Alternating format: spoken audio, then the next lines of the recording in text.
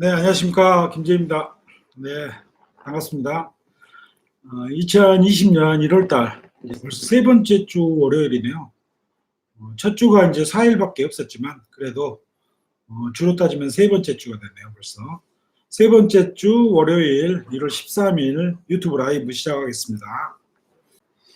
자, 오늘 이제 주제가 빌라 투자입니다. 빌라 투자인데, 절대 사지 말라고라고 이제, 절대 사지 말라고라고, 제가 제목을 달아놨는데, 이게 빌라 투자를 하지 말라는 사람들이 특히 어느 직업군에 많이 있죠. 그게 어느 직업군일까요? 네네. 네. 부동산이죠, 부동산. 네. 여러분들이 이제 그 시세조사를 하시다 보면 시세조사 과정에서 늘 듣는 이야기가 지하빌라, 뭐, 지하라 해서 완전한 지하는 거의 요즘은 없죠. 반지하죠, 대부분이. 반지하인데 그 반지하는 절대 사지 말라. 이 이야기를 많이들 들으실 겁니다. 근데 그 듣는 이유가 뭐냐면 그들의 늘상 하는 말이에요. 부동산의 업자애들이. 근데 가만히 생각을 해보십시오. 지하 빌라는 사람이 살지 않습니까? 그렇지 않죠. 지하 빌라, 그러니까 반지하 빌라에도 사는 사람들이 굉장히 많이 있습니다. 물론 그 어떤 소득의 격차 때문에 어쩔 수 없이 반지하에 살 수밖에 없는 현실이기도 하고, 또 그거를 보여준 최근에 그 히트했던 영화가 있죠. 기생충. 기억나시나요? 기생충이라는 영화에 보면 그 주인공 송강호의 가족이 그 반지하 빌라에 살고 있죠. 사실은 반지하 빌라에 많은 사람들이 살고 있습니다. 그리고 부동산에서도 보면 결국 자기들도 반지하 빌라들도 월세를 많이 연결해주고 있어요. 그런데 유독 빌라를 사는데 반지하를 살려고 한다 하면 그 절대 사지 말라고 많이들 이야기합니다. 그러면서 그들의 핑계, 그들의 어떤 이유라는 게 뭐냐면 지하 뭐 누가 그거 사느냐 사람이 그런 이야기를 하고 또 나중에 그거 절대 안 팔린다 뭐 이런 이야기들을 하죠. 자, 그 점을 좀 오늘은 좀 이야기를 좀 드리고 싶어서 이렇게 왔습니다. 그게 이제 예전에 저희 이제 PT생이 했던 질문의 어떤 사례를 가지고 그 이야기를 좀 해볼 건데요. 늘상 우리가 그 부딪히는 문제 중에 지하 빌라에 대한 이야기들이 많기 때문에 그 점을 좀 오판하는 경우들이 있고 또 시대조사 과정에서 어떤 혼동이 오는 문제들이 좀 몇 가지가 있거든요. 그 중에 이제 한 가지를 오늘 좀 꼭 집어서 좀 설명을 드리려고 합니다. 평택에 있는 빌라였고요. 건물이 18평이고 대지가 10평짜리예요. 제가 옆에 메모해 놓은 거 좀 보고 이렇게 할게요. 저도 기억을 다 못하니까. 감정가가 5,800인데 최저가가 4천만 원에 돼 있던 물건인데 이제 이 친구가 4천인데 시세조사를 해봤대요. 시세조사를 해봤더니 이게 4,300에서 4,500 이 정도 된다는 거죠. 감정 가격이 5,800인데 4,500만 잡아도 벌써 1,300 이상이 떨어져 있는 거죠, 시세가. 그런데 이 물건을 막상 조사를 해보면서 느끼는 건데 어떤 부동산에서는 평당 땅값이 대지가 땅값이 평당 700씩 하더라. 700 이하는 절대 아니라는 이야기를 또 들었답니다. 자, 시세가 방금 제가 말씀드렸죠. 시세가 4,300에서 한 4,500 정도 되는데 평당 땅값이 700이면 어때요? 아까 대지가 몇 평이라고 했죠? 대지가 10평이라고 했죠? 700에 곱하기 10을 하면 7천만 원이 나오죠. 그러면 어때요? 이 물건의 시세는 7천이 되는 거죠. 근데 부동산에 막상 조사를 해보니까 4,300에서 4,500이더라. 그럼 그거에 합당한 이유가 뭐냐? 어떤 부동산에서 이런 말을 했답니다. 한 6개월 전에 4,300의 물건을 내놨는데 계속 안 나가서 결국 그 물건을 회수했다. 주인이. 그러니까 팔지 않았단 말이죠. 안 나가니까. 그래서 4,300에도 안 나가는 물건이 또 어떤 부동산에 조사해 보니까 평당 700 이하는 절대 아니다라고 한다. 그래서 평당 700으로 따지고 봤더니 7천만 원이더라. 그러면 7천과 4,300은 괴리가 굉장히 크죠. 차이가 많죠. 7천과 4,300은 거의 뭐 3천만 원 가까이, 2,700만 원 가까이 차이가 나는 건데, 그러면 어때요? 어떤 게 시대인지 알 수가 없죠. 그걸 이제 고민을 하면서 자기가 입찰에 들어갔는데, 결국은 자기가 이제 그 부동산의 말 중에 4,300의 물건을 내놨는데, 한 6개월 이상이 끌도록 팔리지가 않으니까 결국 물건을 회수했다. 주인이 회수했다라는 이야기를 듣고 자기 입장에서 도저히 4,300 내지는 뭐 4,500 이상은 쓰기 힘들다는 거죠. 그래서 이제 4,300을 썼는데 뚜껑을 열어보니까 1등이 4,600을 써서 가져갔습니다. 그랬다고 이제 이야기를 하더라고요. 그러면 어때요? 4,600이고 본인이 4,300을 썼으니까 네네 안녕하세요. 네 물건값이 벌써 300만 원 1등하고 차이가 300만 원 차이가 나는 겁니다. 근데 부동산 시대조사 과정 중에 월세를 알아보니까 월세가 500에 35만 원 정도 하고 자기가 떨어지고 나오는 뒷길에 이제 그 앞에 있는 아주머니들이 이거 저기 찌라시 나눠준 명함 나눠준 사람들 있죠. 대출 브로커들, 대출 그 거래인들이죠. 그 사람들이 대출을 나눠주면서 빌라 90%까지도 해준다 대출을. 이제 그런 이야기를 했다는 걸 들었다는 거죠. 그러니까 본인이 이제 생각을 하는 것이 좀 아깝긴 한데 90%가 대출이 나왔을 때는 뭐 어떻게 됐을까라고 생각을 해보니까 한 본인 돈은 거의 한 투자가 없는 거죠. 0이 되는 거예요. 왜? 4천만 원, 예를 들어 4천만 원이라고 쓰면 4천에 90%면 3,600이죠. 그럼 갭이 이제 400만 원 정도가 투자되고 이전비가 한 2% 잡으면 4, 2, 8 하니까 80만 원이니까 480만 원 정도가 이제 들어가는 거예요. 그러면 월세가 500에 35니까 어때요? 나한테 20만 원이 남는 거죠. 그리고 매월 어때요? 35만 원씩이 남는 거. 근데 3,600을 연이율로 한 4%로 계산하면 4, 32, 120. 한 달에 한 15만 원 쪽 되는 거예요. 15만 원, 20만 원 쪽. 이자가. 그러면 15만 원을 빼더라도 예를 들어 20만 원을 뺐다고 합시다. 이자 비용. 20을 빼더라도 35 빼기 20 하면 15만 원씩이 남는 겁니다. 그래서 연으로 따지면 150 넘게 남는 거죠. 그렇죠? 15만 원씩 남으니까. 정확히 180만 원이 남는 거죠. 그런 물건인데 돈이 한 푼도 안 들어가고 내 돈이 0원이 되고 월세를 드리는 순간 내 돈이 0원이 되면서 연 180을 남는 구조더라. 이게 지금 왜냐면 한 지금 3년인가 4년 전에 이제 했던 이야기예요. 그걸 제가 최근에 좀 주변 정리하고 자료 정리하고 여러 가지 정리하면서 이제 저도 이제 찾아보고 오랜만에 제가 옛날에 써놓은 메모 이렇게 보면서 그 생각이 나서 지금 말씀을 드리는 건데 그런 겁니다.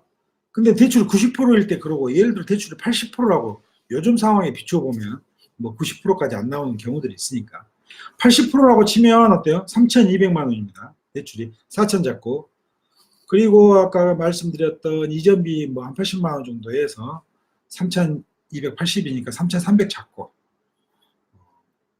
그러면 본인 돈이 한 700에서 800이 들어가는데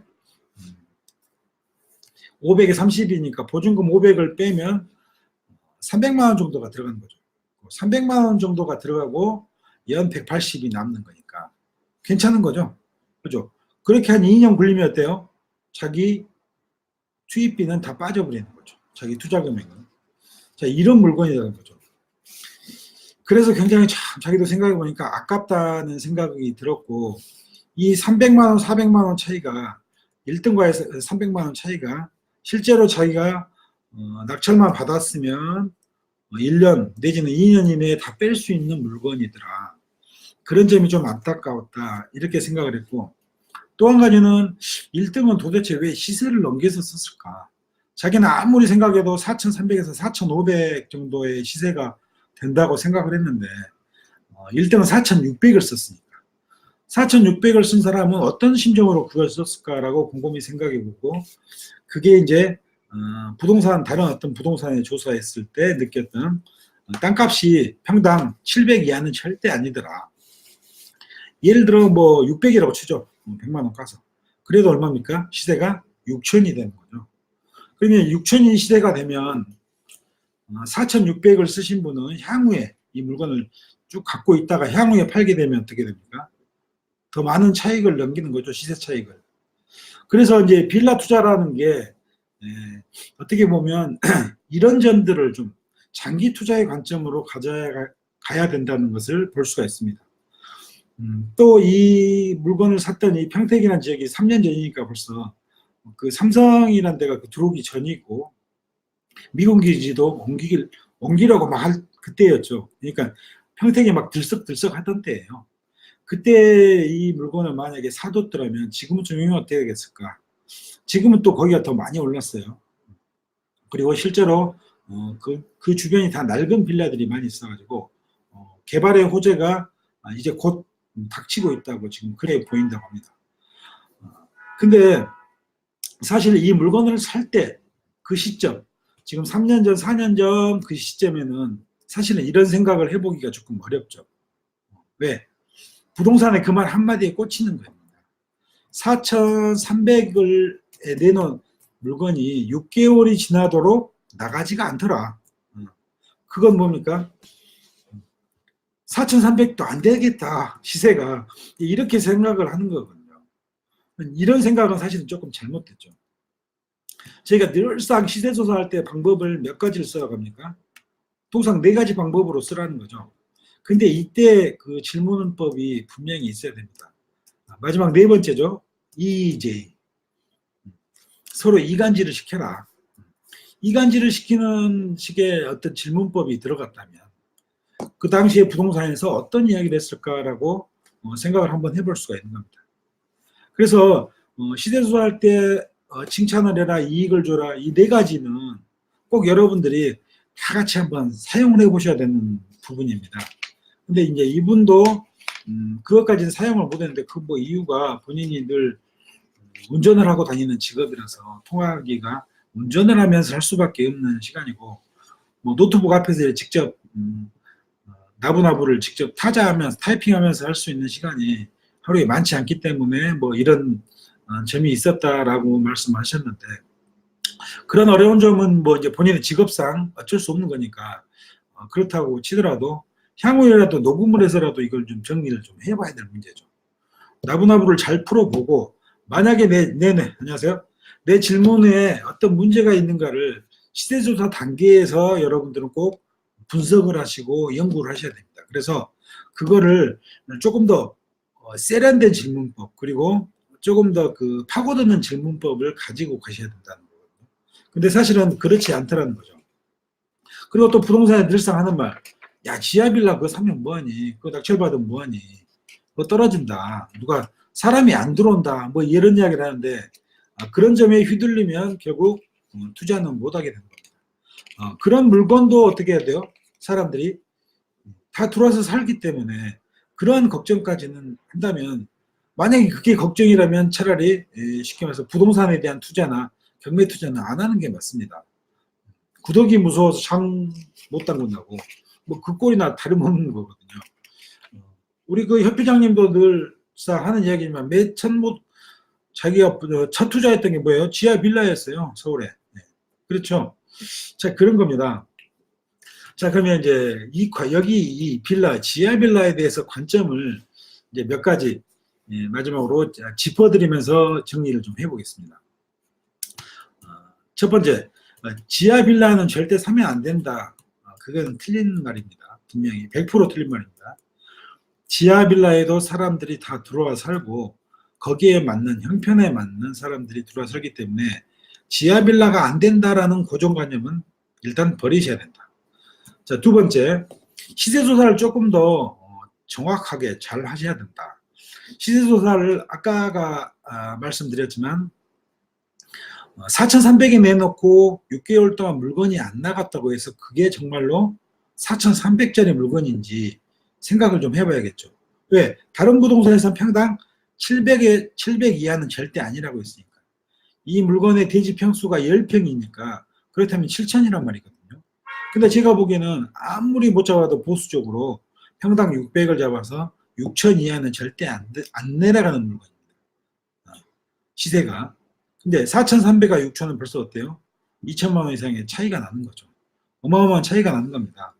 근데 이 물건, 이 주변에 또 주변의 상황인데요.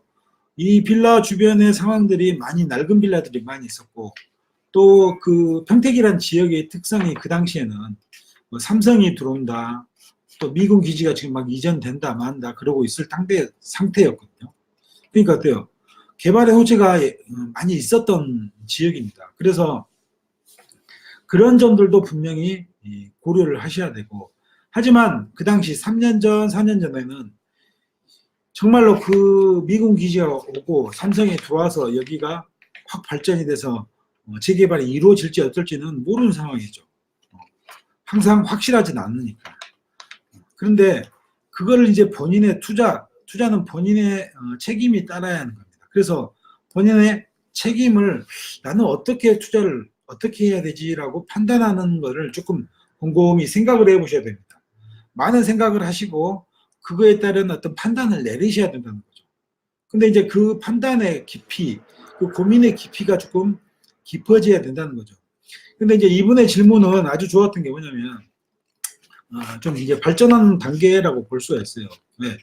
4,300에 6,100으로 잡아서 7,000 혹은 뭐 6,000이 시세인지 그게 굉장히 고민이 되더라.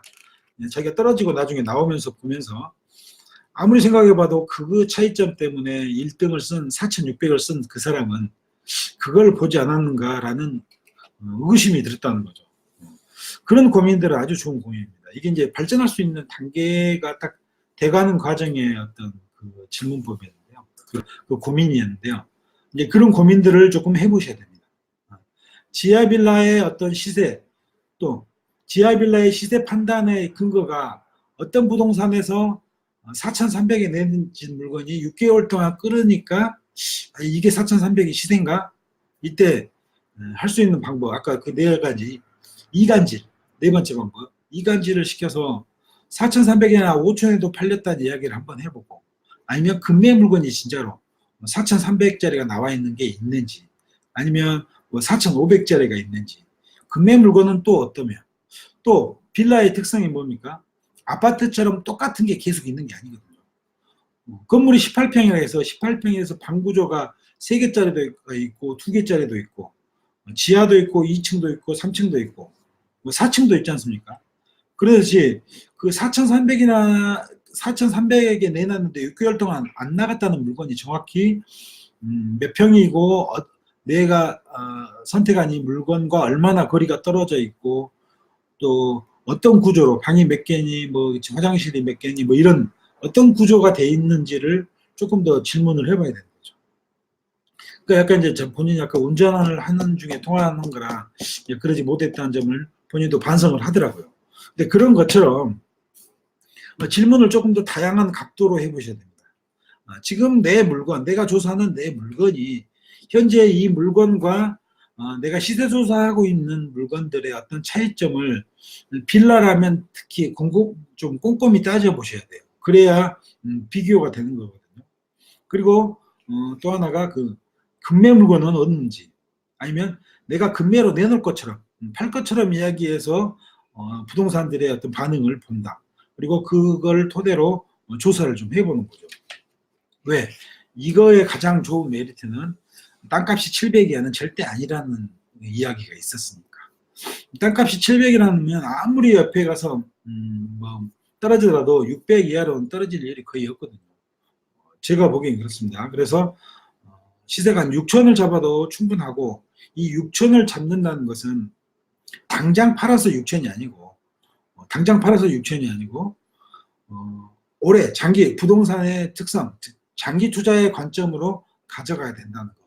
그리고 또 장기 투자로 가져갈 수 있는 가장 좋은 점이 뭐였습니까? 500에 35라는 보증금 500에 월 35라는 괜찮은 그 월세가 있고 또 거기다가 예를 들어 90%를 받는다면 자기 그 투자금은 아예 없이 한 20만 원이 오히려 내 돈에 내 속에 들어오면서 매월 한 15에서 20만 원씩 얻어가는 구조. 그러니까 1년에 한 150 이상, 180, 200 가까이 버는 물건이니까 어때요? 투자 수익률로 따지면 뭐 어마어마한 거죠. 이제 그런 점들을 조금 생각을 해보셔야 된다는 겁니다. 예를 들어 뭐 80%라기에도 아까 괜찮았죠. 내 돈 한 300 정도, 300 미만의 돈이 들어가면서, 그러면서 이제 월 15만 원씩 잡아도 연 180이고, 2년만 되면 한 2년도 안 되는 기간에 내 돈은 다 빠지는 거죠. 이제 그 점을 좀 생각을 해보셔야 돼요. 그리고 장기로 이제 가져가면서 향후 그 주변에 개발 호재들이 있으니까, 개발 호재가 잘 만나져서 자기 물건이 뭐 700이든 600이든 이렇게 수용이 된다. 그러면 또 그때 당시에 또 그때 향후에 수용되는 그 가격대로 시세 차익을 또 얻을 수 있는 물건이죠. 그러니까 어때요? 이런 물건은 굉장히 우량 물건입니다. 대박 물건이고, 이 정도의 물건들은 사실 지하락에서 있다 없다 이게 아닙니다. 지하라도 이런 물건들 많이 있습니다. 여기서 가장 중요하게 포인트로 볼 수 있는 거는 아까 대지 평수거든요. 그래서 대지 평수가 10평, 건물이 18평인데 대지가 10평이나 됐다는 점. 그래서 이제 빌라는 늘상 말씀을 드리는 거지만 대지 평수도 관심을 갖고 보시라, 이제 이렇게 말씀을 드렸죠. 그렇게 좀 생각을 하시고 사실 빌라 투자는 조금 하셔야 됩니다. 지하라고 해서 뭐 반지하라고 해서 물건이 안 나간다, 안 팔린다, 혹은 뭐 월세 들어올 사람이 없다 라고 말하는 부동산의 이야기를 반문을 한번 해보셔야 돼요. 질문을 달리 해봐야 된다는 거죠. 제가 늘상 말씀드리는 그 랍비와 그 제자의 이야기 있죠. 한 제자가 그렇게 물어봤다지 않습니까? 스승님, 기도 중에 혹시 담배를 피워도 됩니까? 라고 하니까 스승이 무슨 소리냐, 기도를 할 땐 기도만 열심히 해야지 라고 했는데, 또 다른 제자가 너는 그 질문이 잘못됐다고, 내가 물어볼게 라고 하면서 그 랍비 스승한테 물어볼 때, 스승님, 제가 담배를 피고 있는데 그 중에도 이렇게 제가 기도를 하고 항상 하나님을 생각하면 그래도 되는가요? 라고 물어봤다는 거죠. 그러니까 랍비는 뭐라고 되어버립니까? 언제나 어느 때나 기도를 하고 하나님을 향한 마음을 갖고 있는 건 굉장히 좋다라고 답을 했다는 거죠. 그 사람의 행위는 어때요? 똑같이 담배를 피고 있는 거죠. 근데 담배를 피고 있는데 기도하는 중에 담배 핀다고 하니까 절대 하지 마라. 근데 담배 피는 중에 기도를 해도 됩니까? 그러니까 언제나 하나님을 향한 마음은 갖고 있고 그걸 표출하는 건 좋다라고 답을 한다는 거죠. 그런 겁니다. 질문법, 그러니까 나의 질문법이 어떻게 물어보느냐. 상대방에게 부동산에게 물어볼 때 내 질문을 조금 더 어떤 방식으로 물어봐요. 이렇게도 물어보고 저렇게도 물어보고, 그리고 그래서 그 상대방의 대답을 얻어내는 거. 시대조사는 어떻게 하라겠습니까? 객관적으로 알아겠습니까? 하지만 대부분의 부동산에서는 자기 주관적인 그 의견이 섞인 답을 이야기를 해주거든요. 그러니까 그것만은 믿지 말고, 그러기 위해서는, 그 답을 꺼내기 위해서는 내가 질문법을 조금 더 달리 속속들이 파는 그런 질문을 하셔야 된다. 이렇게 말씀을 드릴 수가 있습니다. 그래서 빌라 투자, 지하는 절대 사지 마라. 이거는 말도 안 되는 소리입니다. 그거는 정말 투자도 한 번 안 해본 사람이고, 혹시 만약에 그런 부동산이 있다면, 사실은 대부분의 부동산이 그렇거든요. 근데 이제 그런 부동산의 말들을 그대로 믿고 나는 안 해야지 라고 하는 이런 그 약한 마음을 갖고 있으면 경매 투자 안 하시는 게 제일 낫습니다. 일찌감치 적는 게 좋으시고요. 아니다, 내 이야기를 들어보니까, 지금 본부장님 이야기를 들어보니까 그러면 절대 안 되겠구나라고 각성을 하시고 다시 한번 나는 질문법을 달리해서 다르게 물어보는 방법을 연구하고, 옆에서 배운 것처럼 4가지 기법을 써가면서 내가 질문법을 다양하게 시나리오를 작성해서 해야겠다라는 생각을 하시는 분은 당연히 경매 투자에 앞으로 발전이 꾸준히 있을 뿐이라고 말씀드릴 수가 있겠습니다. 자, 그런 겁니다. 오늘 지금 협회에서는 거제도 가고 있죠. 아까 잠깐 이제 우리 충전이하고도 통화를 했는데, 네, 협회는 이렇게 좀 나날이 지금 바쁘고 정신없고 이러죠. 그렇습니다. 이렇게 바쁜 속에서 또 여러분들을 계속 이렇게 만날 수 있는 시간이 있다는 게 있어서 굉장히 좋고요. 이런 과정들을 통해서 잠깐의 시간이지만, 뭐 20분, 30분의 시간이지만, 이 과정들에 조금 더 좋은, 여러분들한테 좀 도움이 되는 방식의 어떤 의견을, 강의를 잠깐이라도 짧게 해당이라도 항상 노력하는 제가 되도록 하겠습니다. 자, 조금 오늘 날씨가 또 추워진다는데요. 건강에 유의하시고요. 제가 이제 오늘 월요일이고 저번 주 월요일에 꼭 구별을 한다고 이번 주 금요일에 이번 주를 다 도전